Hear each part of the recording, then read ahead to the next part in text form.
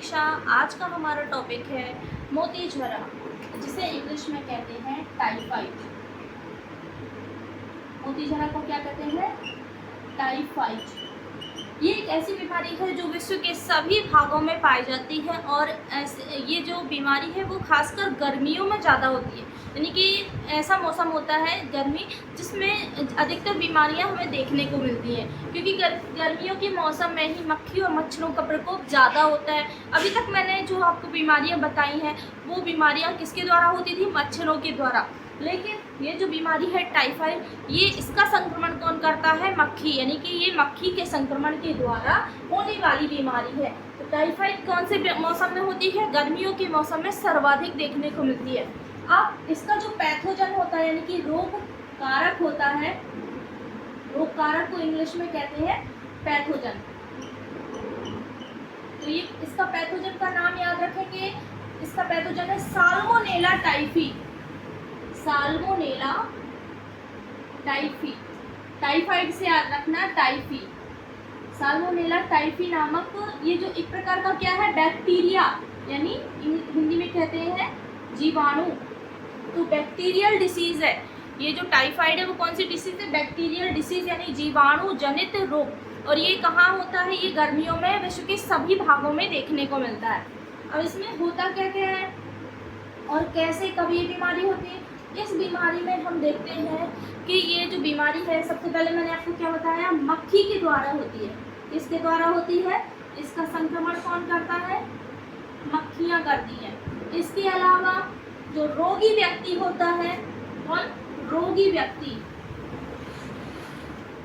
रोगी व्यक्ति के थूक एवं मलमूत्र, इससे भी ये बीमारी फैलती है, यानी कि एक से दूसरे में फैलती है। इससे क्या होती है? फैलती है। अब इस बीमारी में हम देखते हैं ये कब होती है सबसे अधिक? गर्मी के मौसम में। इसके अलावा जब यदि कोई बाढ़ या कोई प्रकोप का समय होता है, आंधी तूफान, उस समय ये महामारी के रूप में ये सामने आती है बीमारी। यानी बाढ़ या फिर कोई प्रकोप होता है, उस समय भी ये बीमारी देखने को हमें मिलती है। तो ये कुछ पॉइंट्स है याद रखना कि ये कब कब और कैसे फैलती है। और इसका जो रोगजनक है, रोग कारक पैथोजन है, वो क्या है? Salmonella typhi. इसके अलावा प्रदूषित जल और भोजन से भी ये बीमारी फैलती है।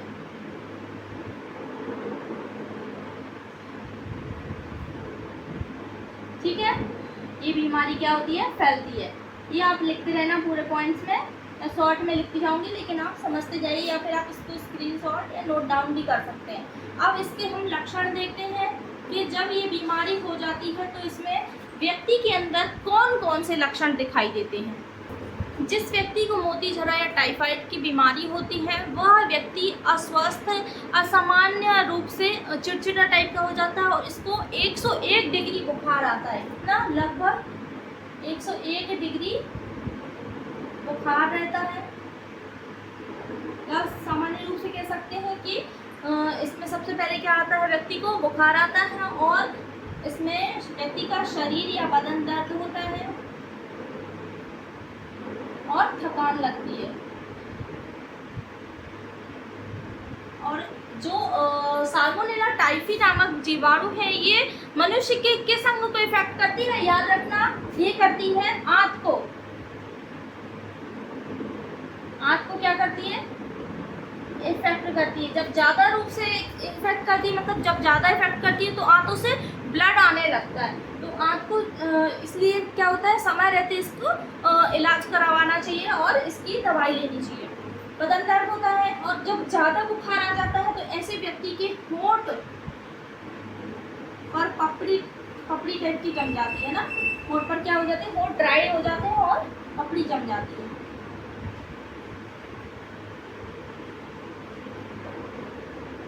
बहुत अधिक पसीना भी आता है, पसीना आना।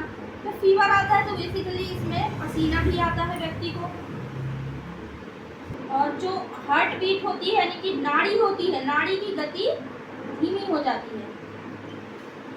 नाड़ी की गति धीमी हो जाती है और शरीर पर लाल लाल चकत्ते जैसे बनने लगते हैं। शरीर पर लाल चकत्ते या धब्बे बनने लगते हैं। अब इसमें क्या बताया था मैंने, ये जो बीमारी है टाइफाइड, इसमें ये साल्मोनेला टाइफी है वो आंत को इफेक्ट करता है और कभी कभी आंत को इतना ज़्यादा इफेक्ट कर देता है कि आंत से क्या आने लगता है, ब्लड आने लगता है ना।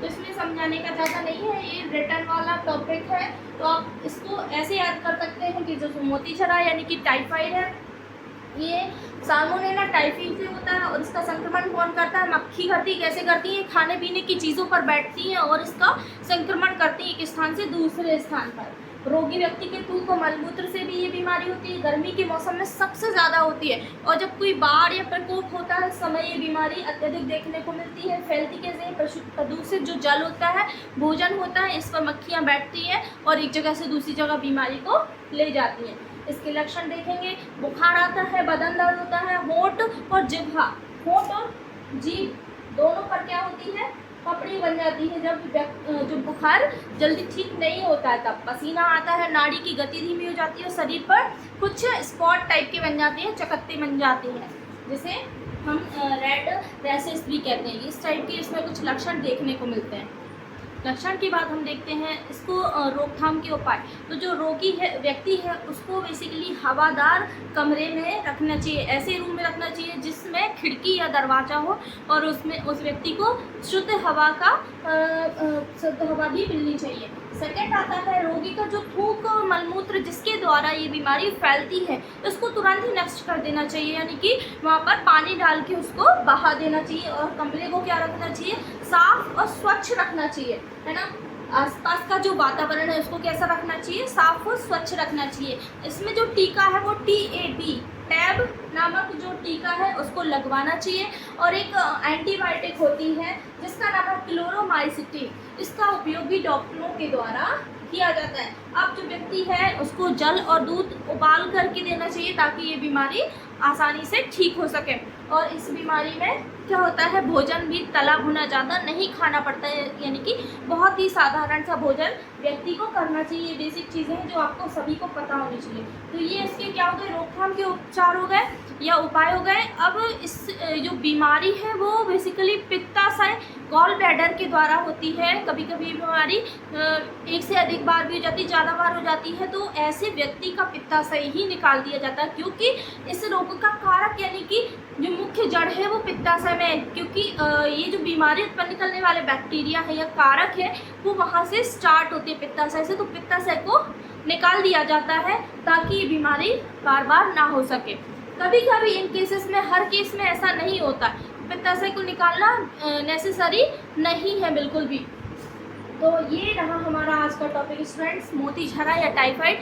ये याद रखना कि ये जो बैक्टीरियल डिसीज़ है वो साल्मोनेला टाइफी के द्वारा होती है। इसके कुछ मुख्य लक्षण, रोकथाम के उपाय और ये जो बीमारी की जो टीका है, इन सब के नाम आप याद रखेंगे। तो ये रहा स्टूडेंट्स आज का टॉपिक, जिसे मोतीछरा टाइफाइड कहते हैं। और ये याद रखेंगे कि साल्मोनेला टाइफी नामक बैक्टीरिया के द्वारा होता है। इसके कुछ उपचार और रोकथाम के उपाय मैंने आपको बताए, जो चाहे आप नोट डाउन कर सकते हैं। और बहुत सरल से उपाय बताए हैं जो आप सभी को पता भी होते हैं, लेकिन कुछ जो टफ से नाम होते हैं वो आपको मैंने हाईलाइट करके बताया ताकि आपको याद हो जाए। तो स्टूडेंट्स ये रहा आज का टॉपिक, उम्मीद है आपको पसंद आया हो। मिलते हैं नेक्स्ट वीडियो में। Thank you.